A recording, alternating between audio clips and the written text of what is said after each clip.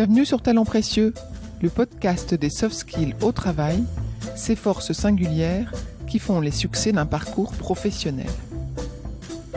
Grâce à un invité différent à chaque épisode, nous cherchons à savoir quels sont les soft skills, autrement appelés compétences comportementales, qui permettent aux individus d'être épanouis et performants dans leur métier et dans leur mission.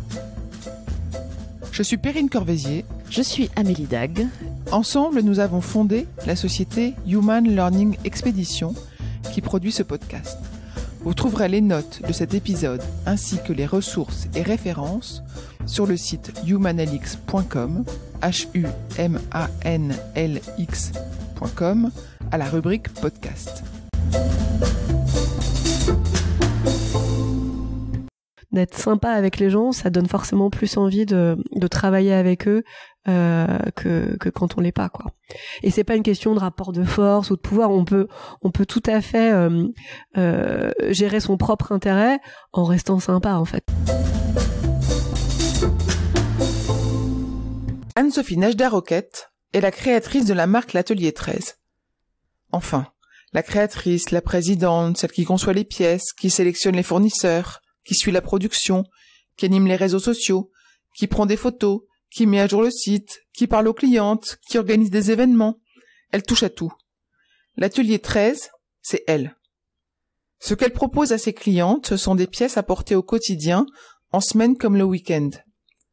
Dans cette conversation, elle aborde l'importance de trouver l'harmonie entre sa vie pro et sa vie perso, l'impact d'un bon mentor, la prise de risque, la curiosité et d'autres compétences pour faire la différence. Bonne écoute!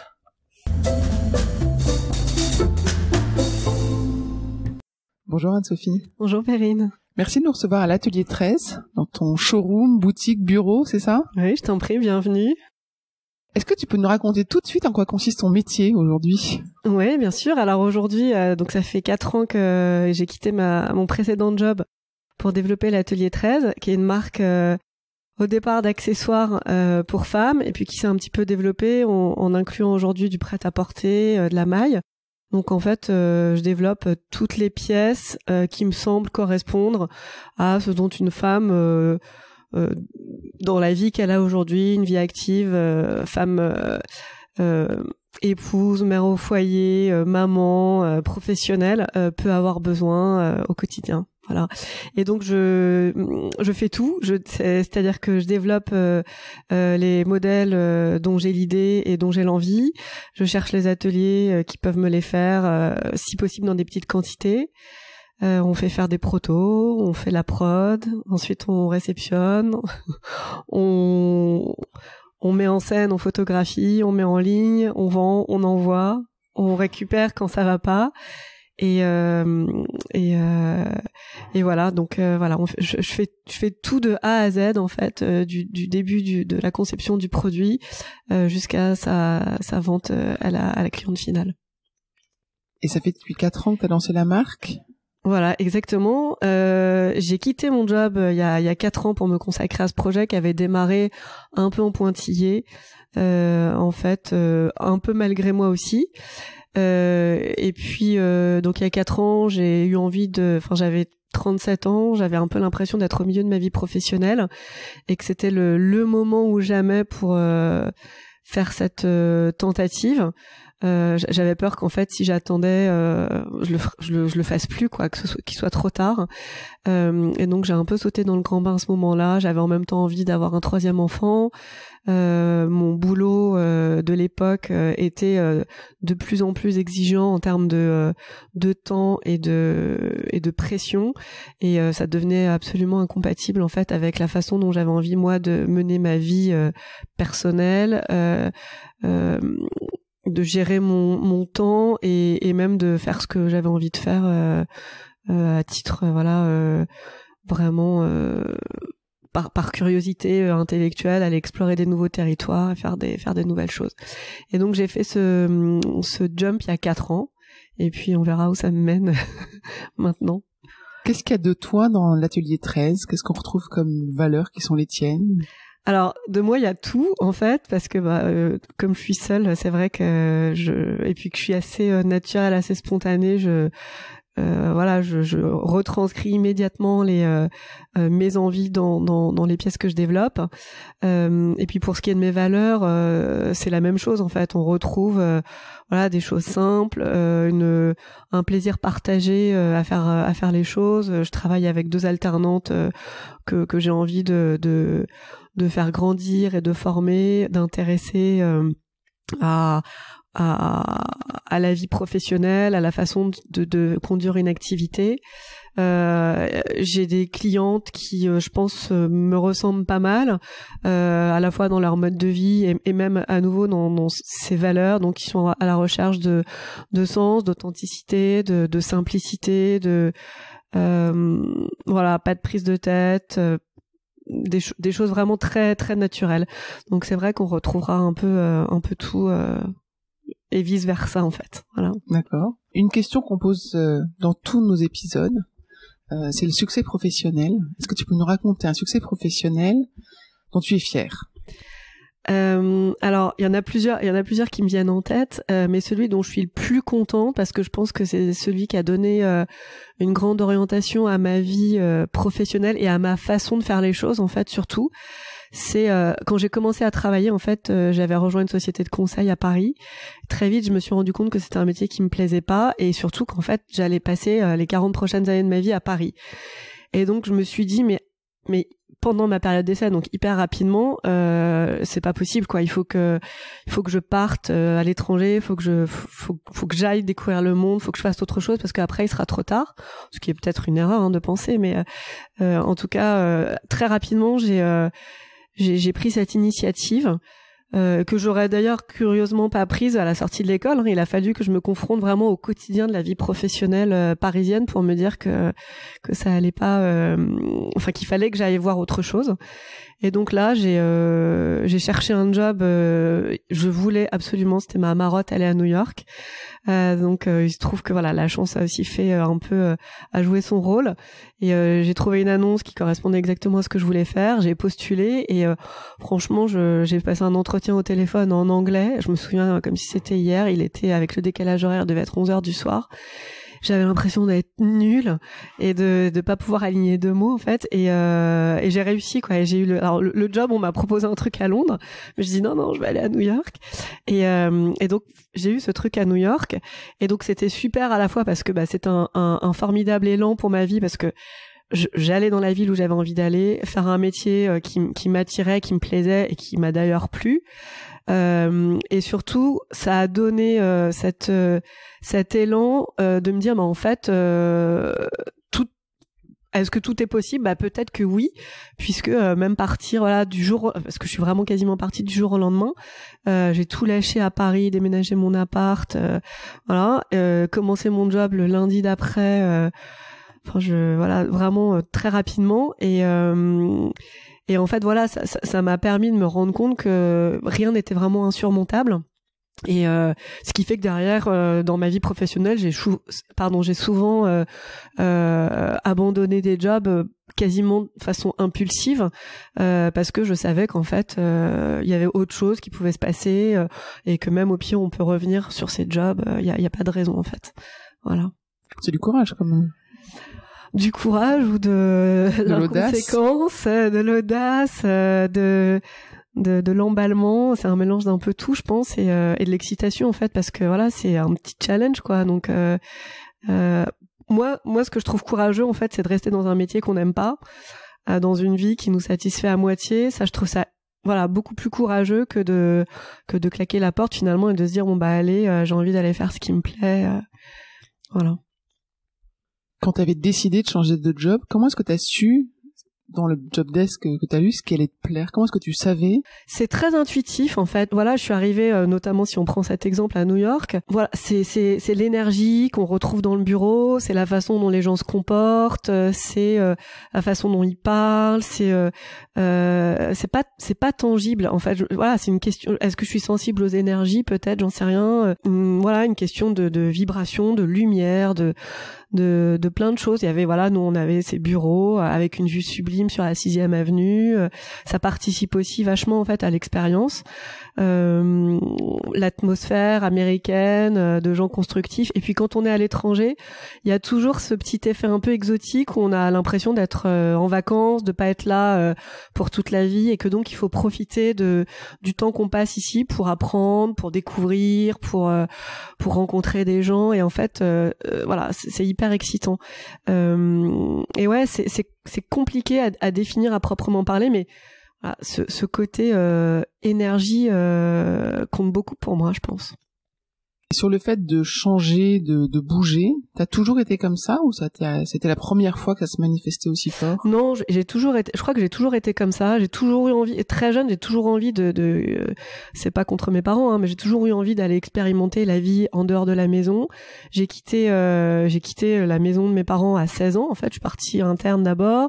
1 an après, je suis partie à Lyon et j'étais jeune, quoi. J'avais 17 ans, mais j'étais emballée, en fait, de mener ma petite vie d'adulte, de très jeune adulte, toute seule, en fait. Ça me procurait un enthousiasme, une excitation assez fou. Et donc j'ai toujours été avide de nouveautés, de curiosité, et d'ailleurs au bout de 2-3 ans, j'ai un peu toujours fait le tour de là où je suis. Je suis restée à New York pendant 4 ans, puis après j'ai eu envie de rentrer à Paris. J'ai fait un autre job à Paris pendant 3 ans, et puis j'ai rechangé. Puis après, voilà, donc c'est vrai que le pendant de ça, c'est qu'on a un peu toujours besoin d'être en mouvement et d'aller.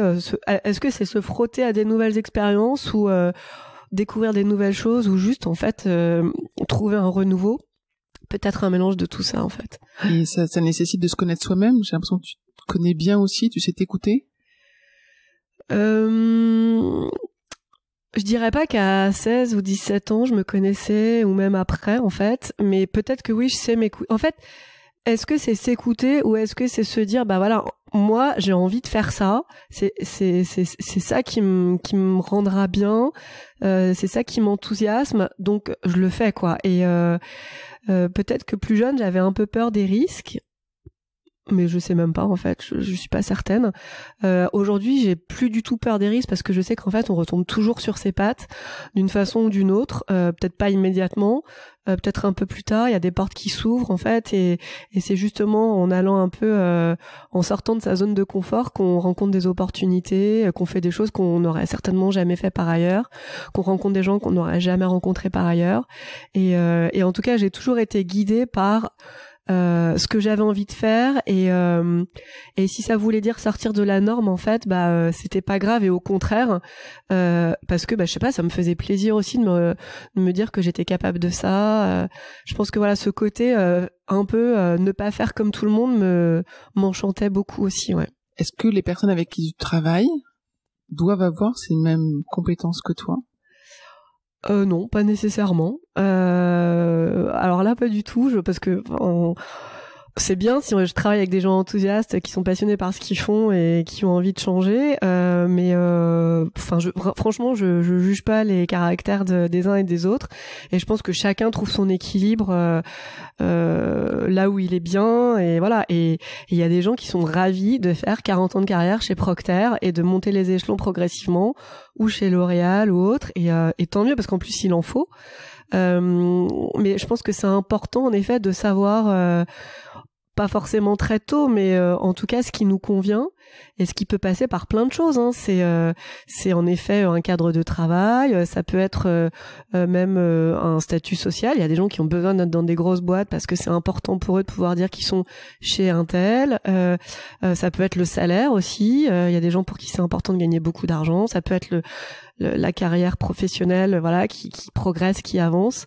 Donc vraiment chacun son truc, mais je pense que c'est important de savoir ce qui nous convient à soi, et après essayer de trouver son chemin en fonction de ça, quoi. Mais c'est pas toujours évident, hein. J'ai fait un entretien, un bilan de compétences, je sais plus quand dans ma vie, et la fille m'avait dit que j'étais faite pour aller travailler dans un grand groupe comme Total, avec plein de hiérarchies et plein de rencontres. Et en fait, je me suis dit, mais c'est complètement à côté de la plaque, quoi, parce que je veux surtout pas être dans un grand groupe. Je préfère la liberté des petites structures, quoi. C'était assez marrant. C'est inattendu. Là, dans ton job actuel, tu es seule avec 2 alternantes. Tu as eu des autres dans tes jobs précédents. Tu étais dans des grosses équipes. Alors, au tout début, j'étais dans des plus grosses boîtes, et puis assez vite, je me suis rendu compte que je préférais les petites structures. Et c'est aussi pour ça que j'ai quitté mon job d'avant, c'est que ça devenait trop gros. Et donc, on rentrait dans des considérations politiques qui, en fait, à la fois me déplaisent profondément et sont assez contraires à mes valeurs, parce que je pense que il faut faire l'épreuve de ce qu'on vaut par soi-même et pas par des circonvolutions, voilà. Mais bon, à nouveau, il y a des gens à qui ça convient mieux que d'autres. Donc oui, moi j'aime bien être dans des petites équipes et construire un lien avec les gens avec qui je travaille. En fait, je trouve que voilà la vie professionnelle ou même normale est plus sympa de cette façon-là que à faire des ronds de jambes avec des N+1, N+2, N+3, N+, je sais pas combien, noyés dans la masse. Et l'atelier 13, tu l'imagines se développer comment justement à ce niveau-là? Parce que ça serait une réussite si vous êtes combien de personnes? Est-ce que tu imagines avoir une associée? Non, mais je réfléchis pas du tout comme ça. L'atelier 13, ça sera une réussite si ça dure dans le temps, en fait. Après, si je suis seule et que ça dure dans le temps, c'est très bien. Si on est 5 et que ça dure dans le temps, c'est très bien. Et peut-être qu'il faut être 5 pour que ça dure. Donc, c'est les questions auxquelles il faut répondre. Mais l'idée est vraiment pas je me fixe aucun objectif quantifiable, aucun objectif de performance, de rentabilité ou autre. Alors évidemment, il faut qu'une boîte soit rentable pour qu'elle dure dans le temps. Mais moi, le succès de l'atelier 13, c'est simplement est-ce que ça dure et est-ce que ça me fait vivre, est-ce que ça fait vivre 1, 2, 3 personnes, je sais pas. Et puis en même temps que je te parle, je me dis mais peut-être que le succès de l'atelier 13, ça sera aussi un jour de l'arrêter parce que j'ai envie de passer à autre chose et puis je suis contente parce que ça m'a mené à tel endroit et la boucle est bouclée en fait et ça c'est pas exclu non plus finalement. Donc aujourd'hui je sais pas dire. Toujours est-il que le plus important là pour moi aujourd'hui c'est que je prenne plaisir à faire ce que je fais et dans la simplicité et avec le niveau de stress le moins important parce que j'ai assez expérimenté de stress dans ma vie, mais le niveau de stress le moins important possible. Voilà. Tu le disais tout à l'heure, t'as plein de rôles dans cette société. Est-ce qu'il y a un rôle que t'avais pas imaginé que tu saurais faire et aussi bien faire? Le rôle principal en fait qui est de faire ce que je fais aujourd'hui finalement, c'est-à-dire développer des pièces des accessoires pour femmes. Je me suis jamais considérée comme une fille ni branchée, ni faire une mode, ni attachée à ce genre de choses et donc tous les jours je me dis c'est quand même fou de faire ça aujourd'hui quoi. Et c'est pas si fou en même temps parce que ça s'est fait dans le temps progressivement de façon assez naturelle et avec des choses simples mais souvent quand je prends un peu de recul je me dis déjà c'est incroyable d'en être arrivé là alors que j'ai pas ni de formation ni d'expérience dans ce milieu. Tu t'appuies sur des conseils pour t'aider à te former ou tu vas à tâtons? Je m'appuie sur les conseils des ateliers. Enfin, j'y vais beaucoup à tâtons, à l'intuition, et à nouveau en me disant que rien n'est impossible finalement. Et puis après, je m'adapte en fonction de ce dont j'ai compris du travail des ateliers, de ce qu'ils savent faire, à la fois en termes de savoir-faire et en termes de disponibilité, de délai et autres. Donc je compose beaucoup en fonction des gens que je rencontre, de mes prestataires et autres. Je rencontre beaucoup de gens qui ont des expertises dans certains domaines. Parfois, on collabore ensemble sur certains sujets, à la fois parce que ils sont plus compétents que moi et aussi parce que moi je manque de temps pour tout faire. Donc oui, en fait, je suis assez ouverte au conseil et à l'apport en termes de savoir-faire des gens que je rencontre. Ce qu'il faut dire, c'est que t'as pas de passé dans la mode. Pas du tout. Et pourtant, aujourd'hui, tu es, on peut le dire, une influenceuse sur Instagram, on peut le dire quand même un peu comme ça. Comment est-ce que tu as fait ce chemin-là? Je crois que tu as commencé par un blog, c'est ça, il y a un certain temps? Alors, j'ai démarré par un blog, à l'époque où les blogs avaient pas mal la cote parce que moi je trouvais beaucoup d'inspiration sur tous les blogs que je lisais et je trouvais ça à la fois sympa et normal de partager en retour l'inspiration que moi je pouvais glaner, de la retransmettre et puis de pouvoir avoir une présence digitale pour échanger avec ces filles qui étaient créatives. Donc j'ai commencé comme ça. Ça c'était en quelle année? Je pense que c'était en 2010 ou 2011 en fait, quand mes filles étaient petites et que je me suis retrouvée beaucoup à la maison. J'ai pas de date exacte en tête, mais je pense que c'est à la naissance de ma seconde fille. Et les sujets de prédilection? Et c'était vraiment des activités manuelles à l'époque, quoi. C'était du do it yourself autour de des petites choses pour enfants, pour soi. C'était très très do it yourself. Et puis et puis en fait j'ai commencé à construire une petite communauté de cette façon-là, mais vraiment sans particulièrement chercher à le faire. J'ai ouvert un compte Instagram assez tôt en fait quand Instagram a été créé, donc ça devait être pareil en 2011 ou 2012, et donc très vite cette communauté s'est retrouvée sur ce médium-là. Et puis de fil en aiguille, moi j'ai toujours partagé de façon hyper spontanée ma vie quotidienne, les choses que j'aime, les voyages que je fais. Au début, pas trop de photos de mes enfants, et puis de plus en plus, un peu plus de photos de mes enfants. Et puis aujourd'hui, les choses qui m'inspirent au quotidien, mais à nouveau sans que ce soit très réfléchi ou autre. Et puis en fait, je pense que ça parle aux gens en fait de leur donner ma propre façon de voir les choses. Les gens peuvent puiser dedans ce qui les intéresse. Est-ce que c'est des petits détails, des petits tricks, des petits ou des recettes de cuisine, ou une façon de réagir avec une enfant qui a un chagrin ou quoi que ce soit. Est-ce que c'est plus général sur en effet le changement de vie, la reconversion professionnelle. Donc si ça peut à chaque fois inspirer 1, 2, 3, 4 personnes, en fait le jeu en vaut la chandelle. Et puis moi ça m'amuse. J'avais commencé en fait à poster sur Instagram quand j'étais dans mon ancienne vie, qui était très masculine, très pro, c'était très pro, et c'était un peu ma bulle d'évasion, quoi. Voilà, il y avait des jolies images, c'était chouette, quoi. Il y avait des voyages, il y avait des photos partout dans le monde, des intérieurs hyper inspirants et tout. Et c'est vrai que moi, à nouveau, je trouvais beaucoup d'inspiration. Et puis, je sortais de tous mes documents juridiques, mes analyses chiffrées et autres. Et c'était une chouette bulle d'oxygène, quoi.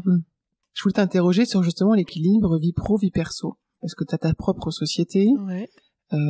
Et de l'autre côté, tu montres effectivement ta vie personnelle et tes voyages, un peu celle de tes enfants. Ouais. Comment est-ce que tu envisages cette question-là?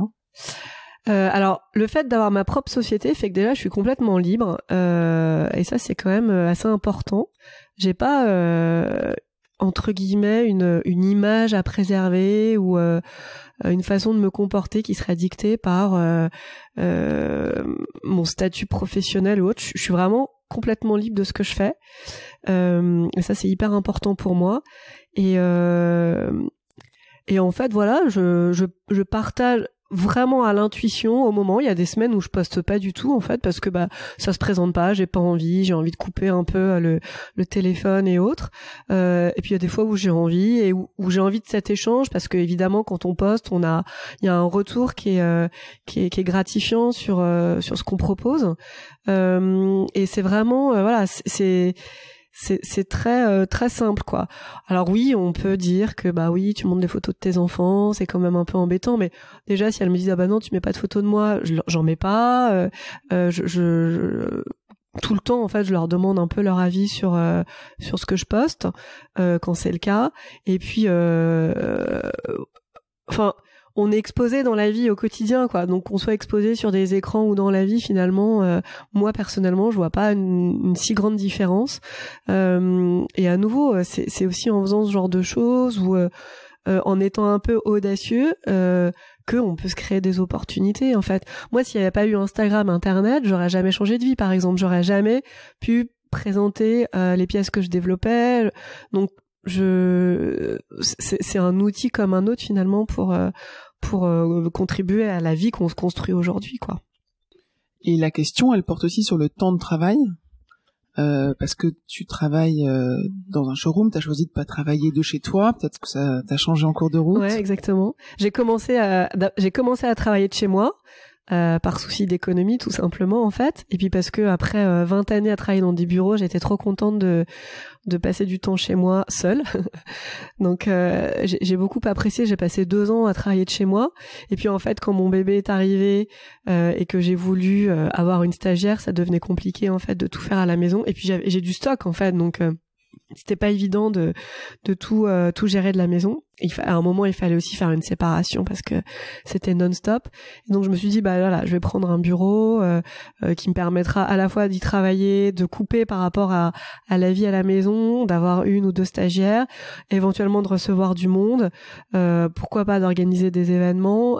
Donc voilà, commencer à créer un événement, un lieu, pardon, mais qui soit pas une boutique, parce que je voulais pas à nouveau, je veux garder cette liberté totale d'être là, de pas être là, et je voulais pas du tout avoir une boutique. Et donc voilà, ça me permet aujourd'hui de vraiment bien cadrer mes journées. Ça m'arrive de continuer à travailler de la maison quand c'est nécessaire ou quand j'ai envie, parce que je suis bien, je suis sur une lancée et je suis inspirée par un truc, et donc je reste à la maison le matin et puis je viens l'après-midi. Mais globalement en fait, je viens ici tous les jours sauf le mercredi, et j'ai retrouvé une vie entre guillemets active, très très semblable à celle que j'avais avant, si ce n'est que en fait voilà, c'est mon bureau et c'est plus le bureau d'une autre société en fait. Voilà, et puis donc après voilà, je suis très libre. Évidemment, quand je suis ici en général, je travaille avec les filles, mais ça veut pas dire que je travaille pas à la maison. On est évidemment toujours connecté sur les réseaux sociaux, les mails, en soirée, le week-end, parce que il faut être réactif, il faut savoir répondre aux gens qui posent des questions, il faut être présent. Mais voilà, après ça me permet aussi de partir en déplacement et de toujours être efficace. C'est pas parce qu'on n'est pas physiquement là en fait qu'on peut pas travailler. Aujourd'hui, il y a tellement de choses qui se font par mail, par Skype. Le nomadisme a quand même une grande vertu qui est d'avoir la liberté de travailler un peu d'où on veut, et parfois voilà, j'ai besoin d'aller dans un café parce que j'ai plus d'idées, ou j'ai plus ça me change les idées, quoi, tout simplement en fait, et donc c'est assez varié, ouais. D'accord. Est-ce que il y a des personnes de ton passé professionnel qui t'ont spécialement marqué en bien, dont tu gardes un souvenir, qui ont laissé une trace chez toi? Je pense que ma première boss à New York, qui était pas vraiment ma grande boss, mais enfin qui était la fille dont j'étais la stagiaire en fait, en quelque sorte, m'a énormément inspirée sur sa façon de me former. Alors oui, c'était une fille qui était brillante, qui savait de quoi elle parlait, qui était efficace, qui était un peu politique, voilà, enfin qui faisait son job de super façon, mais en plus elle avait ce souci, et je pense que c'est parce qu'elle-même l'avait expérimenté auparavant, de vraiment former les jeunes avec qui elle travaillait.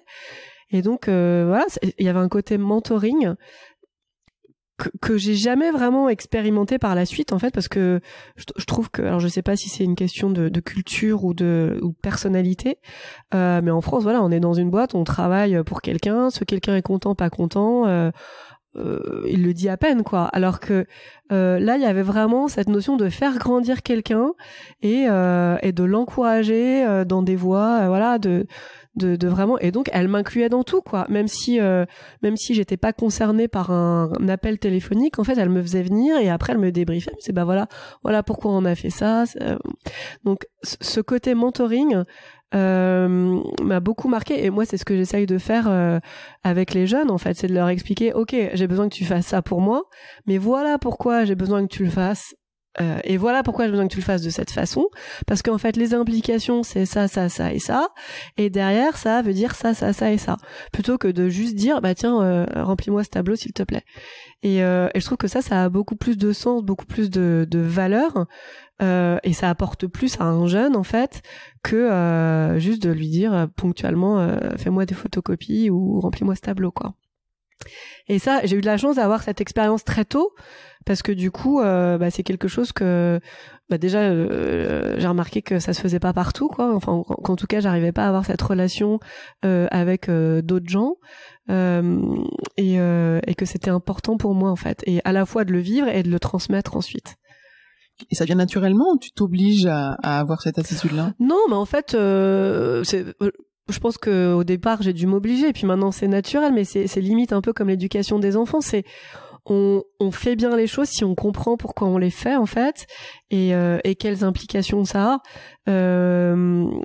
Et si on se sent impliqué ou intéressé, ou justement si on sent que quelqu'un nous fait grandir, on a plus envie de les faire, et on les fera certainement mieux, et les choses auront plus de sens en fait que si on a juste l'impression d'être un stagiaire lambda qui pourrait être remplacé par un autre stagiaire. Et alors est-ce que ils s'en rendent compte? J'espère quoi, c'est important, mais je pense que voilà, et aujourd'hui c'est devenu naturel, mais au même titre que quand je dis à mes enfants voilà, tu fais pas ça, et je leur dis pas juste tu fais pas, je leur dis tu fais pas ça parce que ça veut dire ça, et donc ça signifie, enfin voilà, j'essaye de décomposer pour que les choses aient du sens. Qu'est-ce qu'on t'a dit récemment que t'aurais aimé qu'on te dise il y a très longtemps sur le plan professionnel? Qu'on m'a dit, je sais pas. Ou que t'as appris, ou que t'as réalisé? Non, mais que j'ai appris, en tout cas, moi je viens d'une famille assez, entre guillemets, normale, où le message c'était, voilà, fais des bonnes études, et va travailler dans une boîte, sécurité de l'emploi, construis ta carrière, et tous aux abris quoi. En gros c'était un peu ça, donc la prise de risque était pas vraiment à l'ordre du jour quoi. En gros c'était plus sécurise ton truc et ensuite vis ta vie perso à côté, et voilà, tout ira bien. Et donc c'est vrai que dès que je prenais des risques, mais c'était branle-bas de combat, oh là là mais t'es folle, tu te rends compte de ce que tu fais, de ce que tu quittes et tout, enfin bref. Et en fait je pense que c'est un truc que j'ai compris du coup il y a quelques années, mais j'aurais aimé qu'on me dise mais en fait vas-y quoi, tu risques rien, au pire tu vas te planter, et en fait si tu te plantes, tu sais quoi, tu t'en mourras pas, et tu recommenceras autre chose. Et oui, alors il y aura des moments pas faciles, est-ce que tu vas te retrouver au chômage, est-ce que tu vas passer 10 entretiens qui déboucheront sur rien, ok, mais le 11e en fait sera le bon, et tu seras content d'avoir passé les 10 qui t'ont amené au 11e. Donc ce côté vraiment téméraire, ça c'est un truc, peut-être que c'était bien que j'en fasse l'expérience par moi-même aussi finalement, mais je suis contente aujourd'hui, et puis c'est ce que je dis à mes enfants, et même aux jeunes, allez-y quoi, expérimentez, essayez des trucs, profitez tant que vous êtes jeune, parce que c'est quand même plus facile quand on n'a pas de contraintes familiales, financières ou autres, de tester des choses, de partir, de changer. Tu crois qu'on peut prendre des risques et expérimenter dans les grosses sociétés, ou dans des sociétés dans lesquelles on n'est pas le directeur? C'est une bonne question. En fait, j'ai jamais essayé parce que ça s'est pas présenté à moi, mais je pense qu'on doit pouvoir. Il n'y a pas de raison, en fait. On doit pouvoir de temps en temps taper un peu dans la fourmilière. Je suis pas certaine que ça fonctionne, parce que il y a souvent plusieurs niveaux d'écran et de blocage. Mais à nouveau, c'est peut-être des sociétés pour lesquelles, moi en tout cas, c'est des sociétés pour lesquelles je serais pas faite, parce que je serais trop frustrée de. Et parfois en fait ça a bien aussi je pense que ça correspond bien à nouveau à des profils de gens, ou même à des étapes de vie où on est dans sa petite zone de confort, et c'est très bien comme ça, parce qu'en fait par ailleurs on a des parents malades, des enfants en bas âge, une maison à acheter, un machin, un truc, et donc en fait heureusement que ça roule au bureau, et que on est un peu dans une routine confortable quoi. Donc je pense aussi qu'il y a un peu de tout à la fois pour tous les profils et pour tous les moments de la vie, je pense. Est-ce qu'il y a d'autres conseils que tu donnes aux jeunes professionnels ou aux jeunes actifs? Alors moi vraiment, ce que je leur dis, c'est profiter de tout ce qui vous est donné pour apprendre, parce que à mon époque, on avait à peine Internet. Ça démarrait quand j'ai commencé à bosser, donc là on s'imagine que je suis un dinosaure. Mais on n'avait pas d'outils, quoi. Aujourd'hui, il y a des MOOC, il y a des formations en ligne sur tous les sujets. Il y a et puis c'est gratuit en général, ou c'est pas très cher, ou même des vidéos YouTube pour apprendre à enregistrer un podcast, à monter une vidéo, je sais pas, à faire pousser des bonsaïs. Il y a tout et n'importe quoi. Et donc quand on est jeune, moi de mémoire, mon temps était pas compté, quoi. Je me couchais tard, je me levais tôt, je faisais plein de trucs, mais on n'avait pas ces accès en fait à la formation, à l'apprentissage qu'il y a aujourd'hui. Et souvent, moi, je suis assez désemparée de voir des jeunes qui profitent pas de... je leur dis, mais est-ce que t'as profité là, la Google Academics, il y a des trucs super à apprendre. Ah oui, il faut que je le fasse. Et en fait, ils comprennent pas, quoi, que c'est une chance incroyable de pouvoir faire tout ça. Donc ouais, moi c'est après voilà, il faut identifier ses centres d'intérêt, mais à partir du moment la formation, les écoles qu'on fait après le bac, qui durent 2, 3, 4 ans, c'est super pour démarrer dans la vie, mais au final on peut apprendre peut-être 10 fois plus de choses par ailleurs, quoi. Et probablement qu'on est un peu jeune quand on rentre dans ces écoles après le bac et que on sait pas exactement ce qu'on a envie de faire. Donc il y a des gens qui ont fait plusieurs cycles d'études, mais aujourd'hui c'est même plus vraiment nécessaire de faire ces cycles d'études parce qu'on peut aller apprendre sur le terrain. Même il y a même des formations certifiantes en fait. Donc je pense que ça c'est vraiment une chance à saisir pour cette génération-là. Ouais. Donc les prochaines alternants ou alternantes que tu vas recevoir, elles ont intérêt à avoir suivi des MOOC. Après, moi, c'est à elles de faire ce qu'elles veulent, de à la fois leur temps libre et de ce qu'elles ont envie d'apprendre. Moi, je leur donnerai évidemment toujours moi, je leur donne toujours la possibilité de prendre des initiatives et autres. Après, voilà, elles ont une mission, donc l'important c'est qu'elles remplissent leur mission, mais ouais, qu'elles soient à force de propositions, qu'elles aient des idées. L'avantage des petites structures, c'est que je veux dire, c'est une feuille blanche quasiment tous les jours, quoi. Et aujourd'hui, à l'ère du digital, on peut expérimenter des choses. Et si ça marche pas, hop, on fait un trait, on passe à autre chose. C'est la flexibilité qu'offre Internet, qu'offre le digital. Elle est super pour essayer. Et en fait, si ça marche pas, au moins on sait que ça marche pas, quoi. Donc, ouais. On a parlé de plein de compétences comportementales, comme la curiosité, l'envie d'apprendre. Est-ce que tu as une définition des compétences comportementales ou des soft skills, comme on les appelle? Une définition à proprement parler, je sais pas. Ce qui est sûr, c'est que pendant longtemps, je pensais qu'on était cantonné à ce qu'on apprenait à l'école, à la formation qu'on avait suivie.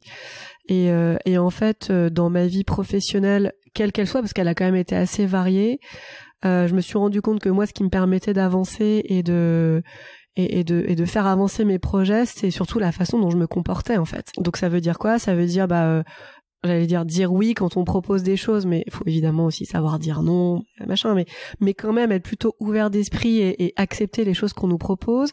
Donc voilà, manifester de la curiosité, de l'intérêt pour ce qu'on fait. Je pense qu'il y a une chose qui est hyper importante aussi pour bien avancer, c'est comprendre ce que veut l'autre en face. À la fois son patron, parce que en fait, si on arrive à répondre à ses attentes, ça se passera mieux que si on tombe à côté. Mais aussi les fournisseurs, parce que eux ils ont des contraintes. Donc je veux dire, un fournisseur qui dit nous on fait tant de pièces, si on va le voir, on lui dit moi en fait j'en veux 4 fois moins. On est sûr qu'il va dire non, quoi. Enfin je veux dire, il faut comprendre comment on peut servir l'intérêt de l'autre, évidemment en préservant son propre intérêt. Et pour pouvoir avancer en fait, parce que sinon on est sûr de taper à côté, quoi. Et puis moi il y a quand même un truc, c'est vraiment être sympa avec les gens, en fait. Moi les gens qui me parlent mal, en fait juste j'ai pas envie de travailler avec eux. Les gens qui sont pas sympas, j'ai pas envie de les arranger. On a des mails parfois des clientes qui sont secs, on a moins envie en fait de satisfaire à des demandes quand c'est demandé de façon impolie ou un peu sèche. Et moi, c'est quelque chose que je m'applique à moi. Je veux dire, j'envoie jamais un email à quiconque, fournisseur, client, prestataire, sans dire bonjour un tel, sans dire bonne journée à la. Enfin, je sais pas. Il y a un côté en fait d'être sympa avec les gens. Ça donne forcément plus envie de travailler avec eux. Que quand on l'est pas, quoi. Et c'est pas une question de rapport de force ou de pouvoir. On peut tout à fait gérer son propre intérêt en restant sympa, en fait. C'est pas. Et ça, c'est une erreur, je pense, que les jeunes aussi ou même les moins jeunes font peut-être, de se dire il faut que je montre que je suis un dur, je vais pas me laisser faire. Mais so what, en fait, ça, je suis pas sûre que ça apporte grand chose, quoi. Les gens en face. Ils ont d'autres gens avec lesquels travailler, ils préféreront travailler avec vous si vous êtes sympa que si vous l'êtes pas, quoi. Et donc ça, ouais, c'est des choses, et dans tous les métiers, c'est valable, en fait. Dans tous les métiers. Le boulanger, la boulangère, le prestataire, le chauffeur de taxi, tout le monde. C'est vrai qu'on devrait rajouter sympa en compétences comportementales. C'est vrai que c'est un peu essentiel. Oui, je suis d'accord avec toi. Est-ce que tu pourrais nous dire un peu la prochaine actualité de l'Atelier 13 ? Qu'est-ce qui va se passer ? Qu'est-ce que tu as envie de développer ? C'est toujours un peu au feeling, donc je sais jamais. J'ai beaucoup de mal à anticiper, peut-être parce que je suis seule et que je suis un peu au four et au moulin, mais j'ai beaucoup de mal à anticiper. Donc toujours des développements de produits dans l'air du temps et des saisons. J'ai très envie de développer un petit concept que j'ai lancé il y a quelques mois maintenant autour des ateliers très inspirants, en fait, où je fais intervenir des personnes sur des thèmes qui d'abord m'intéressent moi à titre évidemment personnel, mais qui, je pense, peuvent intéresser la communauté de clientes de la marque. Dont je disais tout à l'heure que voilà, on avait quand même une uniformité un peu peut-être de profil, ou en tout cas des points communs, donc sur des thèmes assez variés qui nous intéressent toutes, en fait, pour mieux gérer sa vie pro, sa vie perso, pourquoi pas les changements de vie, améliorer son quotidien, des petits trucs un peu soit futiles, soit plus profonds pour grandir intérieurement et construire la vie qu'on a envie d'avoir, en fait. Donc j'aimerais bien développer ça. Je sais pas à quel rythme. Pour l'instant, je suis partie sur un par mois. Est-ce que ça sera plus, moins, l'avenir le dira. Mais en tout cas, là, je suis guidée par cette envie de donner un peu plus de valeur à ce que je fais et d'intérêt pour ces choses-là. Et c'est bien reçu par tes clientes, elles comprennent ton intention ? Oui, c'est bien reçu. Après, voilà, ça suppose d'être à Paris et de pouvoir venir à des horaires fixes. Donc, ce qui est assez éloigné du mode digital que moi j'utilise aujourd'hui. Mais bon, ça trouve un écho. Et après, est-ce que pourquoi pas les transformer en podcast, finalement, ça peut avoir du sens aussi pour être partagé avec plus de gens, ou faire des enregistrements si jamais ça le suppose. Donc voilà, aujourd'hui, en fait, à nouveau, c'est un peu comme dans tout, j'ai pas de plan ou de projet prédéfini à long terme, et c'est peut-être tout à fait contraire aux grandes règles du développement d'une entreprise, mais voilà, je fais un peu les choses au feeling, à l'intuition, à l'envie, et puis on verra les échos que ça trouve. Qu'est-ce qu'on peut te souhaiter à toi pour ta carrière, pour ton développement personnel ? De toujours prendre du plaisir dans ce que je fais, et de trouver cet équilibre qui est jamais très stable entre tous les projets qu'on mène, familiaux, professionnels. Voilà, tout n'est pas parfait, en fait, loin de là, et tout n'est jamais comme on aimerait qu'il le soit.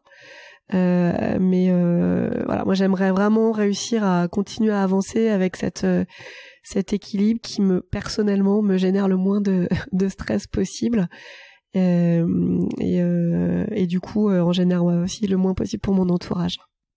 Une petite question que j'ai oublié de poser. Comment est-ce que tu te régénères ? Comment est-ce que tu te réalignes toi? Alors, je me couche tôt de plus en plus souvent, premièrement.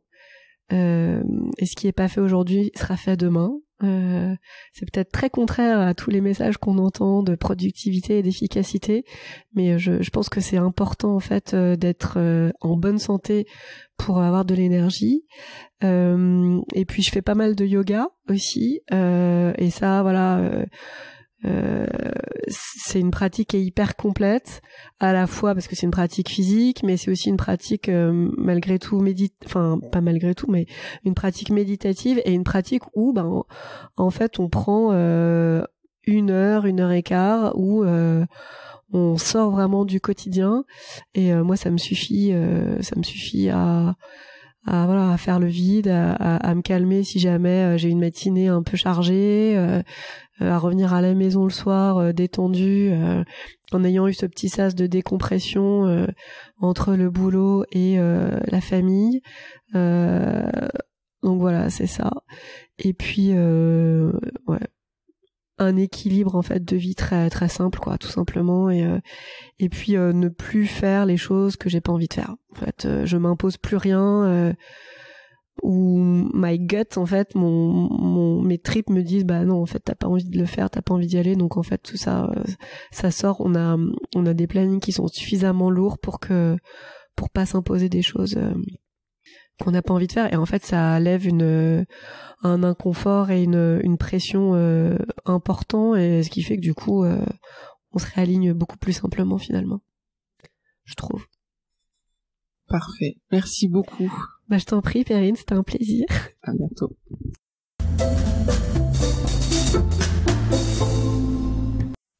Nous espérons que vous avez apprécié ce podcast autant que nous avons aimé le préparer et l'enregistrer.